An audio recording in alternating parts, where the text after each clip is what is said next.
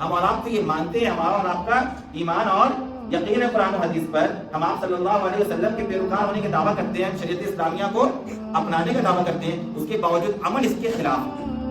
کیا ہم اور آپ اپنی وراثت کے مال میں سے خواتین کو حصہ دیتے ہیں؟ بتائیے، کیا بہنوں کو ان کا واجبی حق دیا جاتا ہے؟ کیا ہمارے باپ اور چچاؤں نے پھوپھیوں کو ان کا واجب حق دیا ہے؟ معلومات کیجیے آپ، نہیں دیا جاتا ہے۔ اور بیچاری وہ جو بہنیں ہوتی ہیں، جو پھوپھی ہوتی ہیں، وہ خود بھی لینا نہیں چاہتی۔ کیوں؟ کیونکہ ان کے ذہن و دماغ کی بات بٹھا دی جاتی ہے کہ اگر وراثت میں حق لوگے تو بھائیوں سے دشمنی ہو جائے گی، بھائی تمہارے کیا ہو جائیں گے؟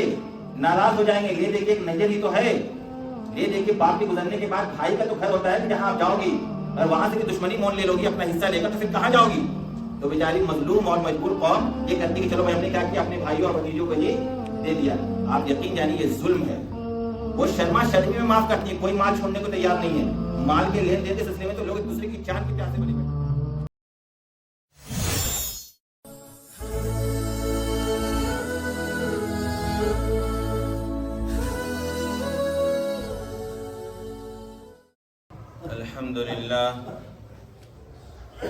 الحمد للہ وحدہ والصلاة والسلام علی من لا نبی بعدہ، اما بعد فاعوذ باللہ من الشیطان الرجیم، بسم اللہ الرحمن الرحیم۔ للرجال نصیب مما ترک الوالدان والاقربون وللنساء نصيب مما ترك الوالدان والأقربون مما قل منه أو كثر نصيبا مفروضا۔ وقال الله تبارك وتعالى في مقام آخر: وتأكلون التراث أكلا لما وتحبون المال حبا جما۔ وقال النبي صلى الله عليه وسلم: تعلموا الفرائض وعلموها الناس فإنه نصف العلم، أو كما قال عليه الصلاة والسلام۔ محترم مصلیان کرام، گزشتہ جمعہ سے ہم اور آپ وراثت کے عنوان پر گفتگو سن رہے ہیں۔ وراثت کے عنوان کے تحت آپ کو یہ بات بتلائی گئی تھی کہ شریعت کا یہ حکم نافذ ہوتا ہے انسان کی موت کے بعد سے۔ جب کسی انسان کا انتقال ہو جاتا ہے تو انتقال کے بعد سب سے پہلا جو حکم اس تک متعلق ہوتا ہے وہ یہ ہوتا ہے کہ اس کی تجہیز و تکفین کی جائے، اور دوسرا حکم اس سے یہ متعلق ہوتا ہے کہ اگر وہ کوئی قرض لے رکھا ہے تو اس قرض کی ادائیگی کی جائے، اور تیسرا حکم اس سے یہ متعلق ہوتا ہے کہ اگر اس نے کوئی وصیت کر رکھی ہے تو اس وصیت کو نافذ کیا جائے، اور چوتھا حکم میت سے یہ متعلق ہوتا ہے کہ جو مال وہ چھوڑ کر مرا ہے، جو متروکہ مال ہے، اس کو تقسیم کر دیا جائے اس کے شرعی وارثوں کے درمیان۔ یہ بات آپ کو بتلائی گئی تھی کہ انسان کے موت واقع ہونے کے فوراً بعد سے ہی ان تمام مالوں میں جس کا مالک وہ مرحوم تھا موت سے پہلے ان تمام مالوں کی ملکیت مشترک ہو جاتی ہے اس کے وارثوں کے درمیان۔ یعنی اب اس مال کا کوئی شخص انفرادی طور پر مالک نہیں ہوتا ہے، بلکہ اس مال کا مالک مشترک ہو جاتے ہیں وہ ورثہ جو اس کے شرعی طور پر وارث بنتے ہیں۔ پھر وارث کون بنتا ہے، اس سلسلے میں کیا معیار ہے، اس کو بھی میں نے پچھلے ہفتے واضح کیا تھا کہ شریعت نے اقربیت کو معیار قرار دیا ہے کہ جو اس کا قریب ترین رشتہ دار ہوگا وہ وارث بنے گا، اور دور کا رشتہ دار قریب ترین رشتہ دار کی موجودگی میں محروم ہو جائے گا۔ اس کی مثال میں نے آپ کو یہ دی تھی کہ انسان کا رشتہ اپنے بیٹا سے زیادہ قریب ہے بنسبت پوتا کے، اسی طریقے سے پوتا کا رشتہ اپنے باپ سے زیادہ قریب ہے بنسبت دادا کے. یا میں نے آپ کو یہ مثال دی تھی کہ سگا بھائی زیادہ قریب ہے میت کے اس کے اخیافی یا اللاتی بھائی بہن سے. تو یہ معیار شریعت نے متعین کیا تھا اقربیت کا کہ جو قریب ترین رشتہ دار ہوگا وہی کیا بنے گا؟ وارث بنے گا. اور اگر چند قریب ترین رشتہ دار جمع ہو جائیں گے تو وہ سب وارث بنیں گے، اور شریعت نے ان سب کا باضابطہ حصہ متعین کر رکھا ہے. یہ جو میں نے آپ کو بات بتلائی تھی کہ اقربیت کو معیار بنایا گیا ہے، اس کو اگر آپ نے سمجھ لیا ہوگا صحیح طریقے سے تو اس سے ایک بنیادی اعتراض اور بنیادی سوال جو اسلام کے قانون وراثت پر کی جاتی ہے وہ حل ہو گیا، اور اس کا جواب ہمیں اور آپ کو مل گیا. اور وہ کیا تھا؟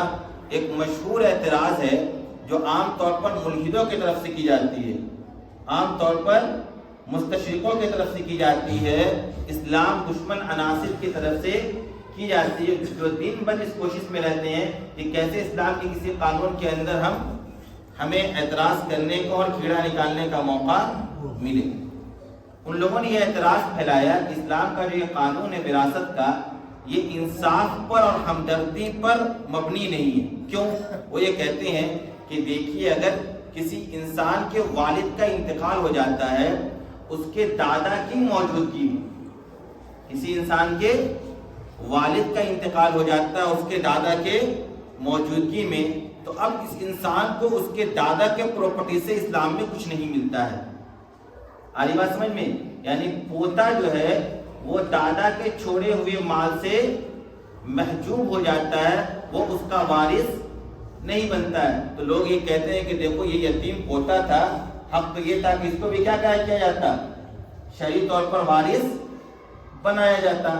حالانکہ ہم اور آپ دیکھتے ہیں کہ پوتا محجوب ہو جاتا اور بیٹے کو مال ملتا ہے.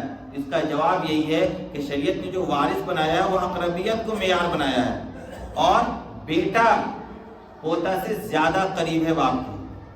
دادا کا رشتہ اپنے سگے بیٹے سے زیادہ قریب ہے بنسبت پوتے سے. اسی وجہ سے بیٹا کی موجودگی میں پوتا کیا ہو جاتا ہے؟ محروم ہو جاتا ہے. آ رہی بات سمجھ میں؟ دوسری چیز ضرورت مندی، اس کو ہی میں نے واضح کیا تھا کہ اسلام نے ضرورت کو معیار نہیں بنایا کہ کون ضرورت مند ہے، کون کس سے آپ کو زیادہ فائدہ آگے چل کر حاصل ہوگا اس کو وارث بنایا جائے. کیوں؟ کیونکہ قرآن نے کہا لا تدرون ایہم اقرب لکم نفعا، تمہیں یہ پتہ ہی نہیں ہے کہ کون تمہارے لیے زیادہ فائدہ مند ہوگا آگے چل کر. تمہارا کون رشتہ دار زیادہ فائدہ مند ہوگا آگے چل کر. اور پھر ضرورت اور حاجت بھی جو ہے وہ دائمی چیز نہیں ہے.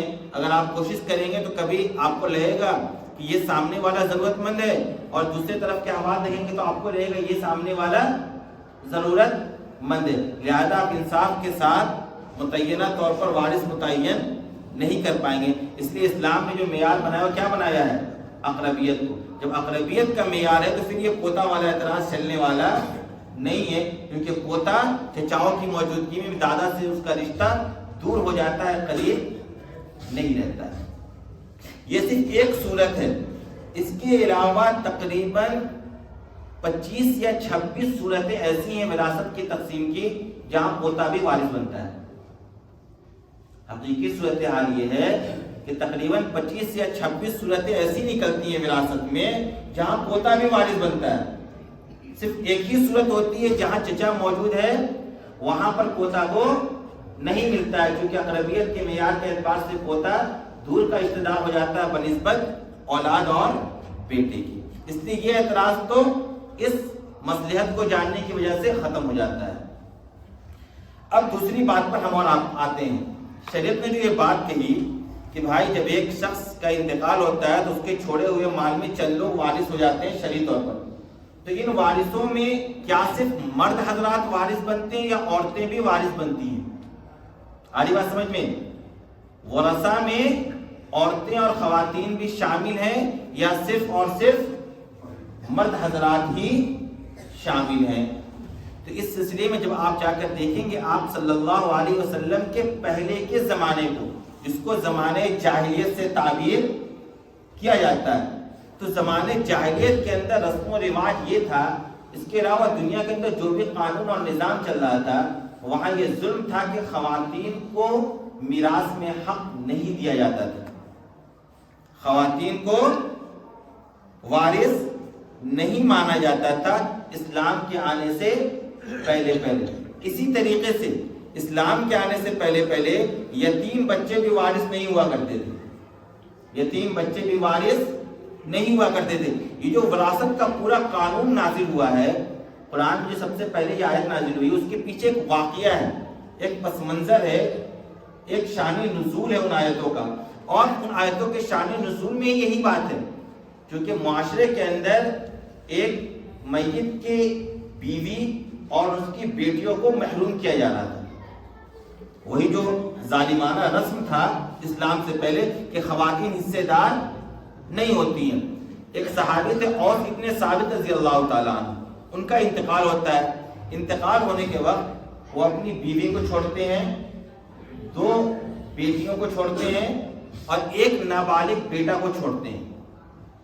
تو ان کے انتقال کے بعد ان کے بھائی کے بچے، یعنی یہ جو ورثہ جو بیٹا اور بیٹی، 2 بیٹی اور ایک بیٹا، ان کے چچیرے بھائی، وہ لوگ آتے ہیں اور آنے کے بعد وہ یہ کہتے ہیں کہ دیکھیے چونکہ عورت تو وارث ہے ہی نہیں، لہذا جب عورت وارث نہیں ہے تو نہ بیوی کو کچھ ملے گا اور نہ ہی بیٹیوں کو کچھ ملے گا، رہ گیا ایک بیٹا تو وہ بھی نابالغ ہے، اور نابالغ کو بھی وہ لوگ وارث نہیں مانتے تھے، یتیم کو بھی وارث نہیں مانتے تھے، لہذا ان دونوں چچیرے بھائیوں نے پورے مال پر قبضہ کر لیا۔ اور بن ثابت رضی اللہ تعالیٰ عنہ کی جو اہلیہ محترمہ تھی، انہوں نے ان دونوں چچیرے بھائیوں سے درخواست کی کہ ایسا کرو، چونکہ عرب کے اندر یہ ظالمانہ رسم جاری تھا، ہر ایک کسی طرح معاملہ ہوتا تھا کہ عورتوں کو وارث نہیں بنایا جاتا تھا، تو انہوں نے ان دونوں چچیرے بھائیوں سے یہ درخواست کی کہ ایسا کرو کہ تم دونوں میری ان دونوں بچیوں سے نکاح کر لو۔ کیوں؟ تاکہ میرے اوپر جو فکر ہے ان 2 بچیوں کی نکاح کا اور مال بھی تم لے کر جا رہے ہو تو میں تو اور زیادہ پریشان ہو جاؤں گی، اور تم سے نکاح حلال ہے، لہذا ایسا کرو کہ تم دونوں بچوں ہی ہماری دونوں ہی بیٹیوں سے نکاح کر لو، تمہیں مال بھی مل جائے گا اور میرے اوپر جو ذمہ داری ہے وہ بھی ختم ہو جائے گی۔ ان دونوں چچیرے بھائیوں نے یہ بات نہیں مانی، انہوں نے کہا کہ نہیں، ہم نکاح نہیں کریں گے۔ لہذا اوس بن ثابت رضی اللہ تعالیٰ عنہ کی جو بیوی ہیں وہ آپ صلی اللہ علیہ وسلم کی خدمت میں حاضر ہوتی ہیں، اور آپ صلی اللہ علیہ وسلم کے سامنے آ کر وہ پورا واقعہ سناتی ہیں۔ آپ صلی اللہ علیہ وسلم خاموش رہتے ہیں، کوئی جواب نہیں دیتے۔ کیوں؟ کیونکہ آپ کو یہ اندازہ ہو گیا تھا کہ اتنا ظالمانہ قانون چل نہیں سکتا ہے، اتنا ظالمانہ قانون چل نہیں سکتا ہے، ضرور بھی ضرور اللہ تعالیٰ کی طرف سے کوئی نہ کوئی نیا حکم نازل ہوگا۔ چنانچہ اس کے بعد یہ آیتیں نازل ہوتی ہیں جو آیت وراثت ہے قرآن کے اندر کہ للرجال نصیب مما ترک الوالدان والاقربون، کہ مردوں کو ابھی حصہ ہے ان مالوں میں جو اس کے والدین اور رشتہ دار چھوڑ کر مریں گے، وللنساء نصیب مما ترک الوالدان والاقربون، اور عورتوں کو بھی حصہ ملے گا ان تمام مالوں میں سے جو اس کے والدین اور رشتہ دار چھوڑ کر مرے گی۔ لہذا اسلام نے سب سے پہلے مرد اور عورت کے درمیان انصاف کو ملحوظ رکھتے ہوئے یہ حکم نازل کیا کہ متروکہ مال کا وارث صرف اور صرف مرد حضرات نہیں ہوں گے بلکہ ان کے ساتھ ساتھ عورتیں بھی ہوں گی۔ آج جو اعتراض کیا جاتا ہے اسلام کے اوپر کہ اسلام عورتوں کے اوپر کیا کرتا ہے؟ ظلم کرتا ہے، اس کے سامنے اس قانون کو بیان کرنے کی ضرورت ہے کہ دیکھو اسلام سے پہلے لوگ عورتوں کو متروکہ مال میں سے کوئی پراپرٹی میں سے کوئی حصہ دینے کو تیار نہیں ہوتے تھے، ان کو وارث ہی نہیں مانتے تھے، بلکہ عرب کے ذہن و دماغ میں تو یہ تصور بیٹھا ہوا تھا کہ مال وراثت کا مستحق وہی شخص ہو سکتا ہے جو گھوڑے پر سوار ہو کر میدان جنگ میں دشمنوں سے مقابلہ کر سکے اور مال غنیمت کو حاصل کر سکے، اور عورتیں یہ کام انجام نہیں دیا کرتی تھی۔ اسی طریقے سے جو نابالغ بچے ہوتے وہ بھی جنگ میں شریک نہیں ہوا کرتے تھے، لہذا اسی تصور کے حساب سے ان لوگوں نے عورتوں کو اور نابالغ بچوں کو وراثت کے حق سے محروم کر رکھا تھا۔ لیکن اسلام نے آنے کے بعد سب سے پہلے ان عورتوں کا اور ان یتیم بچوں کا وراثت میں حق کو ثابت کیا۔ جب اسلام نے یہ حکم ثابت کر دیا تو اس کے بعد باضابطہ اسلام نے ان اصول کو، ان قوانین کو باضابطہ تفصیل کے ساتھ بیان کیا کہ عورتوں کو کب مال کتنا ملے گا، عورتوں کو کب مال کتنا ملے گا؟ سب سے پہلے تو یہ دیکھیے کہ آج کی جو دنیا ہے، ہم اور آپ جس معاشرے میں، جس سوسائٹی میں، جس دنیا میں جی رہے ہیں، وہاں بھی وہی جاہلیت کی رسم و رواج جاری ہے۔ کیا ہم اور آپ اپنی وراثت کے مال میں سے خواتین کو حصہ دیتے ہیں؟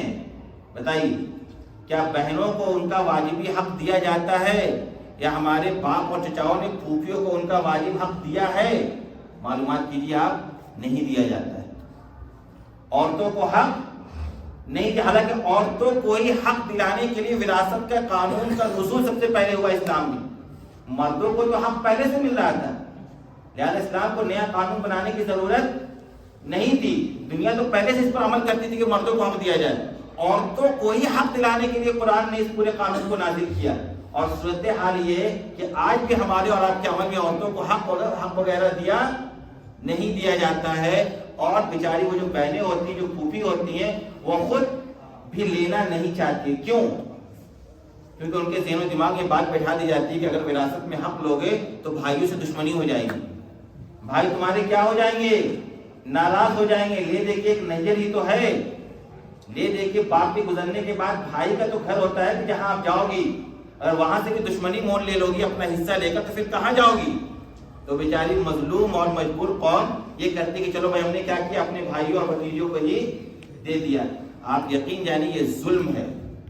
وہ شرما شرمی میں معاف کرتی ہے، کوئی مال چھوڑنے کو تیار نہیں ہے۔ مال کے لین دین کے سلسلے میں تو لوگ ایک دوسرے کی جان کے پیاسے بنے بیٹھے ہیں، مال کو کوئی چھوڑنے کو تیار نہیں ہے۔ ہم نے ایسا واتاورن ہی تیار کر رکھا ہے، ایسا ماحول ہم نے بنا دیا ہے کہ وہ عورتیں اپنی زبان سے اپنے حق کے بارے میں بولتی ہی نہیں۔ یہ اس سے بڑا ظلم ہے۔ زمانے جاہلیت میں تو وہ عذر بھی پیش کرتے تھے کہ بھائی اس بنیاد پر ہم انہیں نہیں دیتے ہیں۔ ہم اور آپ تو یہ مانتے ہیں، ہمارا اور آپ کا ایمان اور یقین ہے قرآن و حدیث پر، ہم آپ صلی اللہ علیہ وسلم کے پیروکار ہونے کے دعویٰ کرتے ہیں، ہم شریعت اسلامیہ کو اپنانے کا دعویٰ کرتے ہیں، اس کے باوجود عمل اس کے خلاف۔ عمل کیا ہے؟ اس کے خلاف ہے۔ نہ ہم بہنوں کو دینا چاہتے ہیں اور نہ ہی پھوپھیوں کو دینا چاہتے ہیں۔ کیوں نہیں دینا چاہتے؟ اولاً تو یہ ظلم ہے، اور قرآن نے سلسلے میں جو وعید نازل کی اس پر آگے بات آئے گی۔ کیوں نہیں دینا چاہتے ہیں؟ آپ پوچھیے گا ایسے لوگوں سے کہ آپ کیوں نہیں دینا چاہتے؟ ہم نے بتایا تھا کہ ایک سوئی بھی اگر چھوڑ کر مرے گا انسان تو اس میں بھی وراثت تقسیم ہوگا۔ آج بات سمجھ میں؟ اس کا بھی استعمال آپ کے لیے بغیر دوسرے وارثوں کی اجازت کے بغیر حرام ہے۔ بیعینی اسی طرح کا ہے جس طرح اجنبی کا مال آپ استعمال نہیں کر سکتے، اسی طریقے سے اپنے بھائی، اپنی بہن، اپنی والدہ کا مال بھی آپ استعمال نہیں کر سکتے جب تک کہ اس کو برابر جو شریعت نے حصہ متعین کیا ہے اس اعتبار سے اس کو تقسیم نہ کر دیا جائے۔ اب کیوں نہیں دیتے عورتوں کو؟ یہ بیماری پیدا کہاں سے ہوئی؟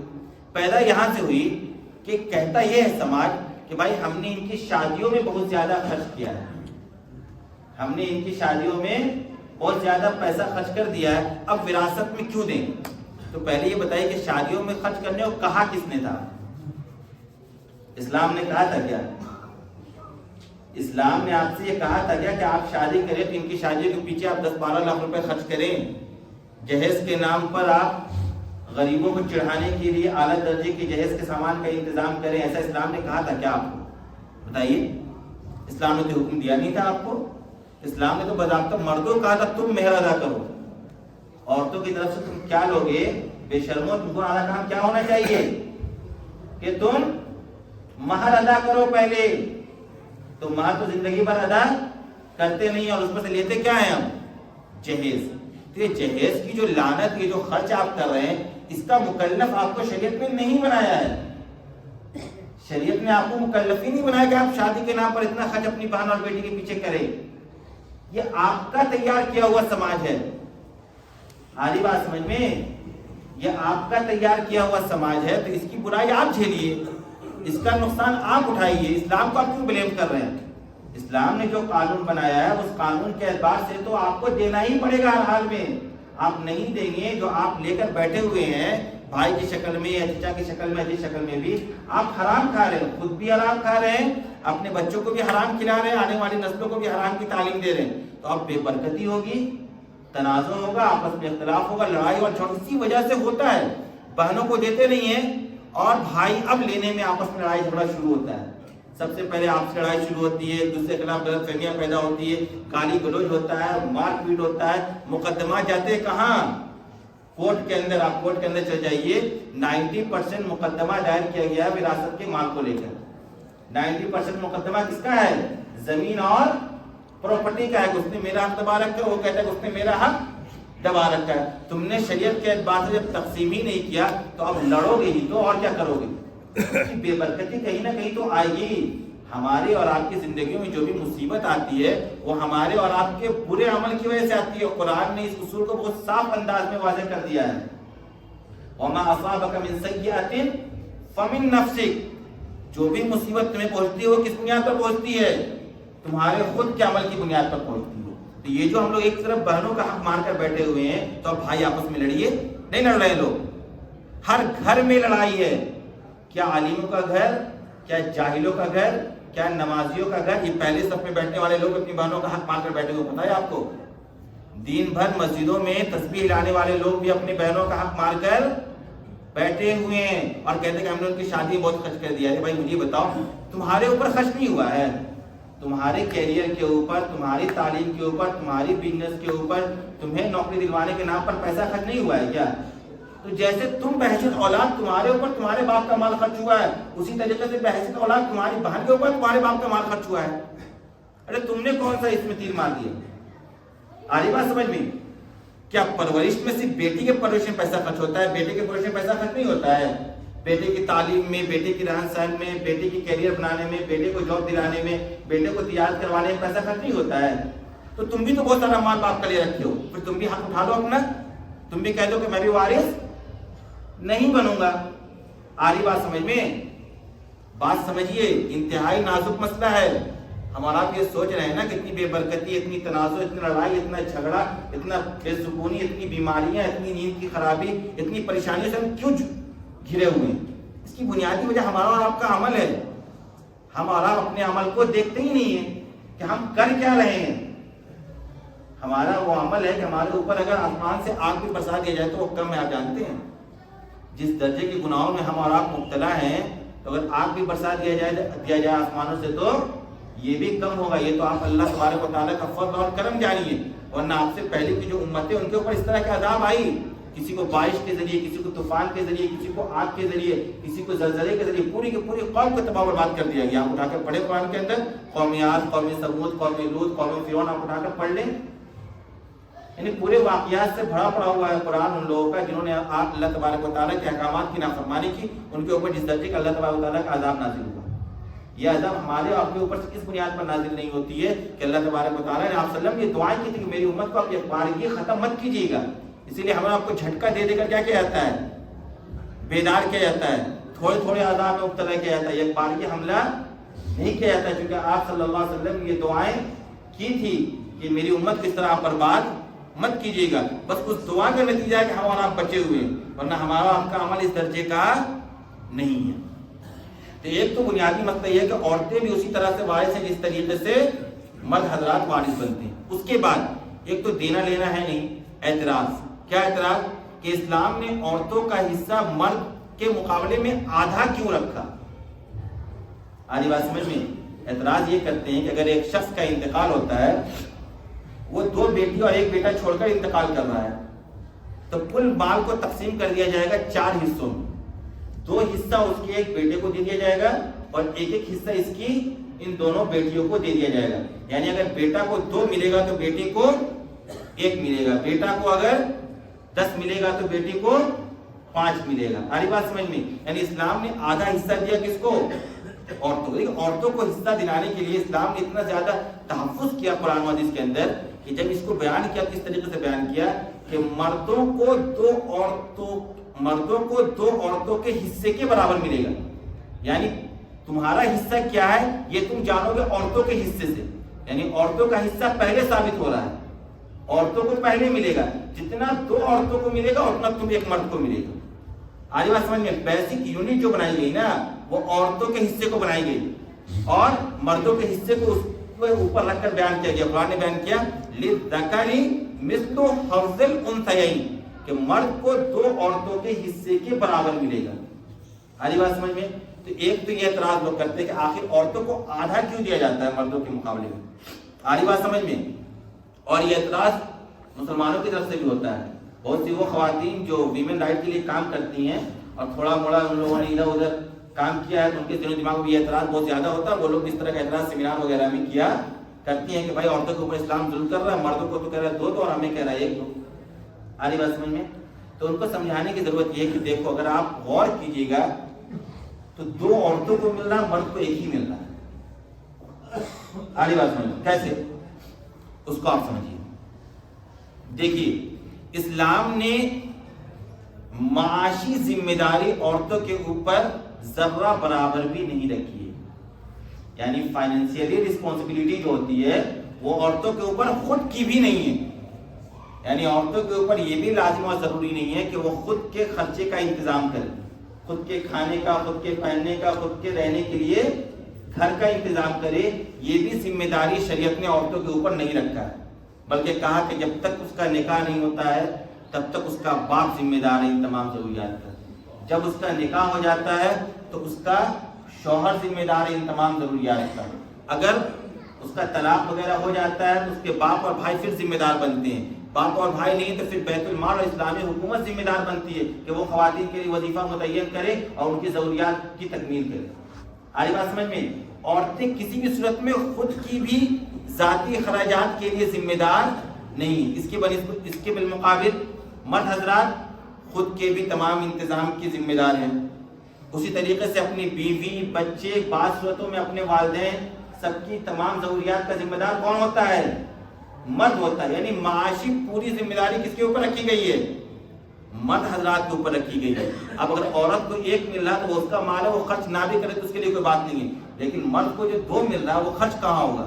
وہ خرچ تو انہی عورتوں اور بچوں پر ہوگا. باپ خرچ کہاں کرتا ہے؟